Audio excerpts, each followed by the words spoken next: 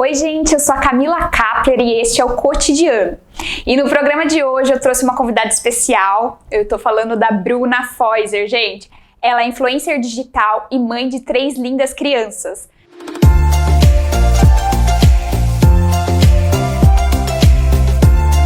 Oi Bruna, seja bem-vinda, viu? Obrigada, prazer estar aqui, obrigada pelo convite, tô amando tudo isso. Que bom! Vamos começar então? Vamos. Eu queria falar pra você qual é o maior desafio, quero perguntar sobre maternidade em ser mãe.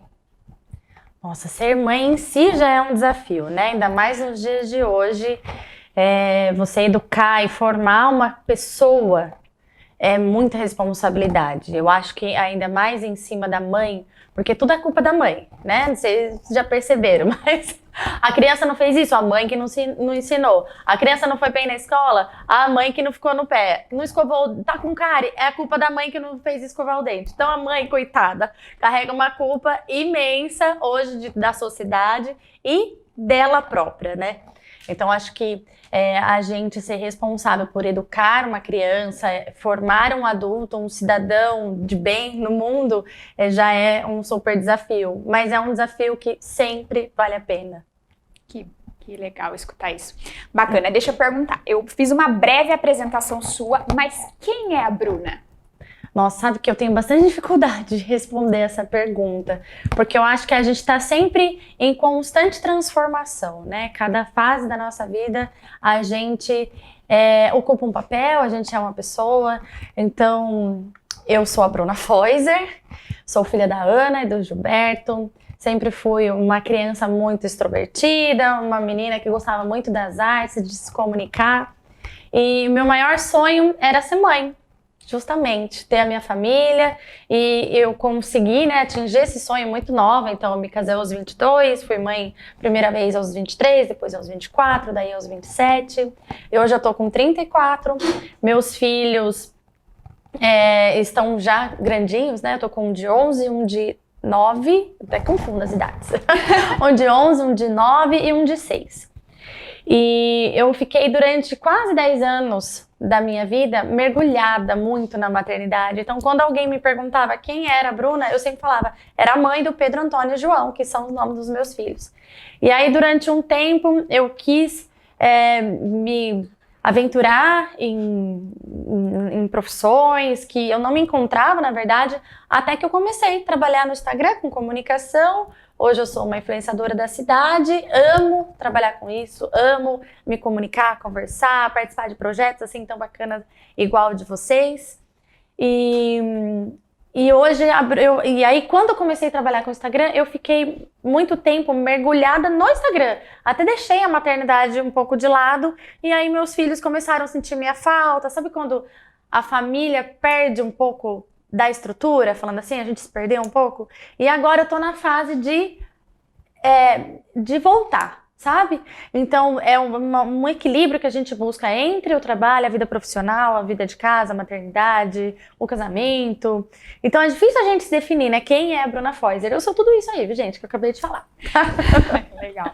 Bruna, deixa eu falar pra você. Você comentou agora que você sempre teve o sonho de ser mãe. Uhum. Nenhum momento você teve um medo de ser mãe, de enfrentar esse desafio, porque não é fácil, né? Não é. Mas nenhum momento. Eu sempre fui tão segura desse meu desejo, dessa minha vontade, que eu só me senti realizada. Na verdade, eu tenho medo hoje, né? A gente tem medo de errar, porque a responsabilidade é grande, mas a gente tem muita ajuda também, então a gente procura profissionais, né, que entendem do assunto. Então, na época que eles eram menores, eu procurava esse tipo de profissional. Agora eu já estou entrando na fase da adolescência, que eu acho que essa fase representa um grande perigo, né, onde eles correm bastante perigo. Então, mas tem também bastante profissionais que podem nos ajudar para a gente enfrentar isso unidos. Eu falo que é a principal característica da família, ela tem que estar unida para passar por todas as fases. Eu falo que a família, a gente estava até conversando aqui agora, é o nosso porto seguro. Então, tudo quando acontece de alguma coisa, a gente corre para onde? Para a família, né? Sim. E o que eu queria perguntar para você hoje, na sociedade em que nós vivemos, qual é o maior desafio na criação de um filho? Nossa, eu acho que o maior desafio hoje é realmente a gente equilibrar os nossos princípios com toda essa mudança que o mundo está vivendo e saber dosar o que pode, o que não pode, o que tem que... na verdade, tudo tem que ser respeitado, né? Todos os tipos de opiniões, mas a gente traçar o nosso princípio e levar a família nele, eu acho que é um dos maiores desafios, sabe? Não deixar se perder tudo, porque é muita oferta que a gente tem para desviar, né? Em todos os sentidos. Então, educar uma criança para que ela seja uma pessoa do bem, uma pessoa que contribua para o mundo de forma que todo mundo cresça, né? Que o mundo evolua, nossa, é bem difícil. Entendi. E teve algum momento em que você teve maior dificuldade, assim, em ser mãe, que você enfrentou alguma crise, alguma, não sei, na gravidez, você teve dificuldade em algum momento? Acho que na pandemia, né, gente? Porque não foi fácil. Essa pandemia com 3 crianças em casa e a gente tendo que trabalhar e o negócio novo e todo mundo junto. E aprender a ser professora lá. Professora, ensinar. E eu não sou professora, eu não quero, sabe assim? E a criança também queria ir para a escola. Nossa, eu acho que o maior desafio foi passar essa pandemia. Os primeiros meses, assim, que foram os mais difíceis, né? Foi o maior desafio hoje na maternidade, mas eu sempre fui muito segura de ser mãe, eu sempre quis muito, então... Você sempre leu também? Sempre busquei estudar, me informar com pessoas, né, que têm mais conhecimento, porque a gente pensa assim, eu quero ser advogada, eu quero ser jornalista. Tem um estudo para a gente ocupar esse papel. E todo mundo pensa que para ser pai e mãe não tem, mas tem, viu, gente? Tem bastante curso, tem bastante livro que nos ajuda e nos dá uma segurança, porque ninguém nasce sabendo. A gente vai muito na nossa intuição, no que a gente já passou, né, de acordo com as vivências que a gente tem na nossa vida, do que a gente considera certo e errado, mas tem muito profissional bom para ajudar a gente a seguir, traçar um objetivo e ir em busca dele, sabe? Entendi. Legal. E deixa eu perguntar pra você, muitas pessoas falam, eu preciso me preparar psicologicamente para ser mãe, financeiramente. Você acha que realmente tem que ter esse planejamento emocional, da estrutura? O que você acha? Ou você acha que a pessoa, quando ela fica... quando ela se encontra grávida, ela já nasce uma mãe, que eu já ouvi falar. Eu acho assim, que o tem que ter não é necessário, mas tendo ajuda muito, né? Sim. Então, se você não tem uma estrutura financeira para ter um filho, você vai ter do mesmo jeito e você vai passar por isso e você vai dar um jeito. Mas quando você tem, as coisas ficam menos difíceis. E assim também na preparação de toda essa parte emocional, de todo o conhecimento, né, desse papel que a gente vai ocupar. Então, não tem que ter, mas quando tem, ajuda. Entendi. E você tem 3 filhos, né? Sim. Cada um tem o seu jeitinho, você tem que abordar de um jeito, falar de um jeito. Como que é isso? Nossa, é uma loucura, porque são 3 meninos, do mesmo pai, da mesma mãe, crescidos juntos, e cada um é de um jeito. Então, o mais velho, ele é mais introvertido, mas eu vejo que ele é de se aventurar mais e gosta de fazer coisas diferentes. O do meio é mais espontâneo, porém ele é mais correto, sabe? Tudo ele quer tirar 10, ele quer saber todas as coisas, mais perfeccionista. E o caçula é vida louca. Ele é o mais carinhoso comigo, com meu marido, com a família, mas ele, assim, vida louca. Outro dia meu marido foi com eles numa pista de skate que tem ali em frente à prefeitura e o menino desceu do carro correndo, pegou o skate assim e foi lá, sei lá como é que chama, aquela rampa lá, maior que tem, desceu. E desceu, lógico, né, capotou, levou um capote, todo mundo assim, meu Deus, só os profissionais desciam. Aí ele levantou assim, pegou o skate e falou, tô bem, assim, todo estrupiado. Mas ele é uma figura. Que legal. E cada um diferente. Então, com cada um a gente tem, não dá pra educar os três da mesma forma, porque cada um tem uma linguagem, cada um tem um jeito de enxergar. Então, cada um eu tenho que aprender para conversar, para educar de um jeito, para ensinar de uma forma. É bem desafiador, por isso que não tem uma fórmula mágica, né? Mas tem os caminhos que nos ajudam, e que nem eu falei, quando a gente traça um objetivo, a chegar lá. Entendi. E teve alguma coisa de quando você teve o primeiro filho, o segundo, o terceiro, teve ciúmes, alguma coisa assim? Você lidou com isso? Como você lidou com isso? Eu sempre tratei a maternidade de uma forma muito leve, sabe? Sim. Porque sempre foi tão dentro de mim aquilo que eu não enxergava como dificuldade. Mas, por exemplo, a distância do primeiro filho para o segundo é de 1 ano e 5 meses. Então, meu mais velho era um bebê. Ele tinha acabado de aprender a andar. A gente era super grudado, eu não trabalhava mais, então ele dormia comigo todo dia, ele era o meu maior sonho, tanto é que quando eu descobri que estava grávida, ele tinha 8 meses. Foi um susto para todo mundo, quando eu descobri de novo, né, que estava grávida. Foi um susto para todo mundo, e aí ele ficou, sim, com bastante ciúmes, quando o do meio nasceu, tanto é que quando ele foi me visitar no hospital, ele não olhava na minha cara, para mim isso doeu, sabe? Mas aí, ele era um bebê, né? Eu não posso pegar isso pra mim, eu tenho que aprender como adulta a lidar com esse tipo de situação. E quando o caçula nasceu, os 2 irmãos mais velhos já queriam muito um outro irmão. Então, foi uma delícia, foi uma delícia. Ai, que legal. Bruna, eu vou dar uma pausa aqui pra gente acompanhar um evento que o canal de Piracicaba cobriu. E nós vamos com a Aline Bueno agora, porque ela vai contar tudo pra gente o que aconteceu. Boa noite, cotidiano. Hoje estamos nesse lugar maravilhoso que é o Jazz Spot Café, situado na agência Neurônio Adicional. Hoje está rolando uma apresentação do Sweet Jazz, uma dupla carioca que veio em turnê para São Paulo e veio também para Piracicaba dar uma palhinha pra gente.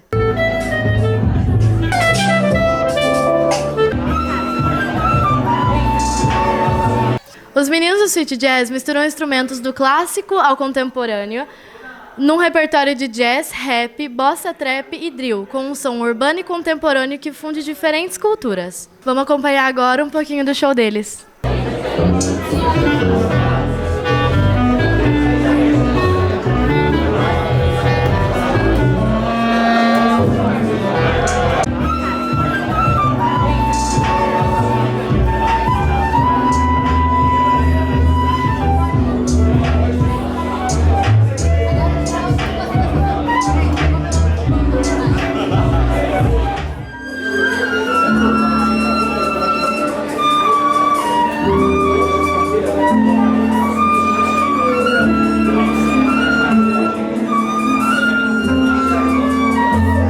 Eu tô aqui com essa dupla incrível, o Niga e o JV. E eu queria saber como que nasceu essa parceria de vocês. Nossa, é uma história muito grande. Mas a gente se conheceu na Academia Juvenil da Petrobras Sinfônica, que é lá no Rio de Janeiro, a gente é do Rio. E lá a gente identificou, né, a energia, né, o estilo. E até que um dia que eu chamei ele pra trocar uma ideia lá em casa, ficar tranquilo, pegar uma praia, fazer um som. Que musicista é isso, né? Tipo, que se encontrou, quer fazer som, né? Cerveja, praia Cerveja, e som música. E música, né? Esquece. Aí foi lá pra casa, passou um dia e, pô, eles se conectou muito e viu que além do estilo, o gosto musical era muito próximo, né? E a gente gostava muito de jazz. E daí, no mesmo dia, a gente já queria sair pra tocar. Aí ele ia pra casa, né? Que ele morava em Ricardo de Albuquerque. Aí ia de metrô pra Pavuna. Falei, mano, vamos junto e vamos tentar tocar no metrô, porque já vi vários amigos nossos tocando, né? E deve dar certo, tá ligado? E deu certo aí. E tá aí até o E deu final, certo, né? E até hoje tá aí, né? Deu certo. 2017? 2017. Não, Metrô. 18. 18, né? A gente começou. Aí deu certo, a gente, primeiro vagão que a gente fez, a gente já fez 40 conto pra cada um, a gente falou, nossa, 40 conto agora deu muito bom. A gente tá rico, a gente já faz isso todo dia, ia fazer muita grana.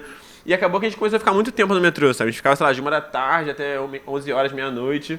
E a gente conseguiu fazer um dinheiro maneiro, que consertou a clarineta dele, comprou uma clarineta dele, clarineta é muito caro. A gente comprou um MacBook pra mim.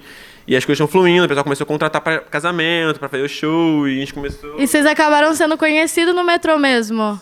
Sim, a galera da gente, né, que toca a É gente... porque, tipo, geralmente o metrô é onde passa muita gente, né? Então, às vezes tem um jornalista da Globo que mora muito perto, aí pega o metrô rapidinho, aí cara que tá no mesmo metrô que a gente, tipo, com o Denis, quando a gente conheceu o Denis. Era uma amiga dele que tava dentro do metrô, aí tirou foto, enviou pra ele, então, tipo, as conexões dentro do metrô são as que mais rolam, né? É muito importante. Abriu muitas portas pra gente. A gente tocou no Rio Montreux Jazz Festival por causa do metrô, sabe? Do DMX. Ainda mais que Rio de Janeiro é uma cidade gigante, né? Então acaba que muita gente, olheiros, vem e no metrô principalmente. Muito legal. E sobre Piracicaba, já tinham vindo aqui visitar Piracicaba ou foi a primeira vez? A gente não tinha vindo, a gente veio poucas vezes pra São Paulo, sabe? E Piracicaba é mais difícil ainda, então a gente tá sendo muito legal, tá muito especial. E já chegando no Spot Jazz, tá ligado? Jazz Spot. E o lugar é maravilhoso, é incrível. O pessoal já recebeu com um sorrisão, um abração da gente, a gente ficou muito feliz. Então é uma cidade bem aconchegante, assim. Ouvindo o som de vocês, dá pra ver que vocês misturam clássico e contemporâneo. Isso foi do nada ou vocês viram em algum artista que vocês se inspiraram? Tipo, é porque geralmente a gente... Desde pequeno a gente escuta muita coisa, né? Por exemplo, a gente trabalha com um erudito desde menor. Então a gente tinha que escutar o tempo todo, tipo, Korsakov, Tchaikovsky, Beethoven. Então a gente tinha que estar o tempo todo no clássico para mais tarde tocar no concerto, tocar no Teatro Municipal, na Sala Cecília Meirelles. Só que às vezes à tardezinha a gente está escutando um pagode depois do almoço, saca? Aí à noite um forró, um rap, um trap. Então meio que o nosso gosto musical e o sweet jazz, o gosto musical do sweet jazz surgiu por conta disso, sabe? Desde o clássico ao funk, que a gente escuta de ponta a ponta, vai de 0 a 100 muito rápido. Sim, né? eu tinha um sonho de pequeno que era juntar um pouco de música clássica com hip hop, né? Aí por isso eu comecei a tocar contrabaixo, né? Então quando a gente montou o sweet jazz, eu falei, mano, a gente tem que fazer uma parada mais pegada de hip hop, trap, jazz, assim. E aí, a partir do momento que a gente viu que o nosso gosto musical era muito parecido de jazz, aí eu comecei a ajudar um pouco mais de produção, assim, fazer as paradas mais de uns beats, pra gente tentar botar esses jazz em forma de hip hop, assim, mais jazz. E é o que a gente vai tocar aqui hoje, sabe? Muito legal. E meninos, eu queria saber, vocês estão fazendo uma turnê por São Paulo. Quando essa turnê acabar, vocês já sabem o que vão fazer de outros planos ou ainda não? Então, A gente já volta pra São Paulo. eu acho que dia 30 a gente tem em São Paulo de novo. Também vai rolar até o evento da Jazz Manson, que é legal divulgar, que é... Tá vendendo ingresso lá na jazzmanson.com. É um evento de jazz muito brabo. Uma instituição já, a Jazz Manson, ela gosta de ocupar mansões, lugares assim, públicos, pra botar jazz na rua, tá ligado? E tem arte misturada, pinturas. Então eu recomendo pra caraca. Então acho que em abril, dia 30, a gente deve estar aí de novo na Jazz Manson. Mas a gente tá com um plano bem legal de estar escrevendo um projeto tipo, de música nas escolas, né? Que é pra apresentar, continuar esse projeto de metrô que a gente tinha de apresentar os instrumentos clássicos, que são muito elitizados ainda, para as pessoas. Então, escrevendo esse projeto de música nas escolas seria também para mostrar esses instrumentos, tocar para as crianças, inspirar elas, como a gente foi inspirado quando a gente era menor, sabe? É como uma forma de cultura mesmo, para promover a cultura mesmo, né? Gratidão, Sim, sabe? Gratidão à oportunidade exatamente. que a gente teve, O sabe? lance do metrô não era só fazer grana, era também passar um pouco adiante um pouco do conhecimento que a gente tinha para as pessoas que não tinham acesso, tá ligado? Exato. Nossos instrumentos são muito estranhos, né? São muito, tipo, únicos. Então a galera não conhecia, era coisa de filme, sabe? Então a gente percebeu depois de um tempo que no metrô era a oportunidade de apresentar pra galera, né? Que a gente trocava, sei lá, Zona Sul até Zona Norte, sabe? Então, tipo, Zona Sul todo mundo conhecia jazz, conhecia contrabaixo, clarineta, mas a partir da Zona Norte ninguém fazia a mínima ideia que era isso. Então misturar jazz e funk era uma parada muito importante, sabe? Pra galera prender a atenção deles, né? Deles gostarem, querem dançar, se envolver com a gente. E ao mesmo tempo de conhecer um instrumento novo, sabe? E, tipo, dar esse gapzinho pra ir procurar música nova, algo novo assim, sabe? Muito legal, sejam muito bem-vindos aqui para Piracicaba. A gente está muito feliz de receber vocês aqui na Neurônio Adicional, no Spot Café. E sejam muito bem-vindos. Obrigada pela entrevista, viu?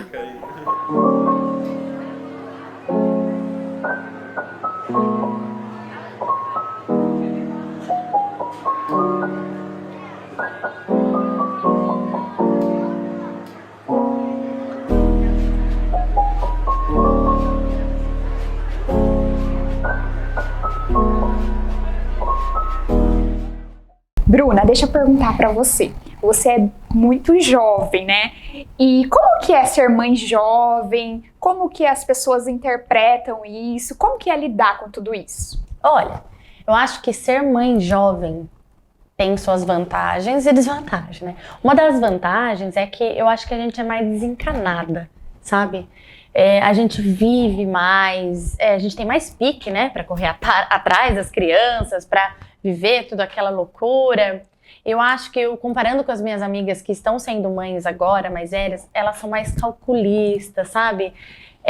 Protetoras. E quando a gente é mais jovem, não tem tanto isso. A gente vai vivendo, né? Mesmo porque a gente não tem tanta maturidade quanto ter os filhos uns anos depois.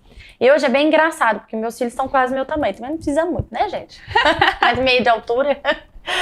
E é engraçado porque as pessoas falam, nossa, mas você é mãe desses 3 meninos? Eu falo, toda orgulhosa, assim, né? E eles também, super orgulhosos de ter a mãe que fica pro meio dos amigos, das crianças. Eu gosto muito que eles levem os amiguinhos lá em casa pra brincar, pra participar. Então, na verdade, eu tento enxergar só o lado bom, né, das coisas. E se eu pudesse voltar atrás, eu faria exatamente igual. Entendi. Legal. Bruna, eu queria perguntar pra você 3 razões pra ser mãe. Você sabe que hoje de manhã eu estava ouvindo uma palestra do Marcos Piangers, que aconselho todo mundo que quer ser mãe, pai, ou que já é, ir lá e assistir uns vídeos dele, que o cara é sensacional. Ele até tem um curso que chama Escola de Pais. E uma das questões que ele tratou hoje no vídeo que eu ouvi, é que ele fala que as pessoas, elas querem um motivo para se tornarem pai ou mãe. E a gente olhando por esse viés é completamente egoísta.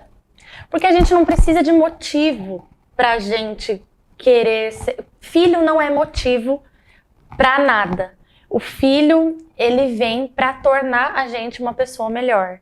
Então, só disso, de você querer ser uma pessoa melhor pra outra pessoa, que você vai doar a sua vida, o seu dinheiro, o seu tempo.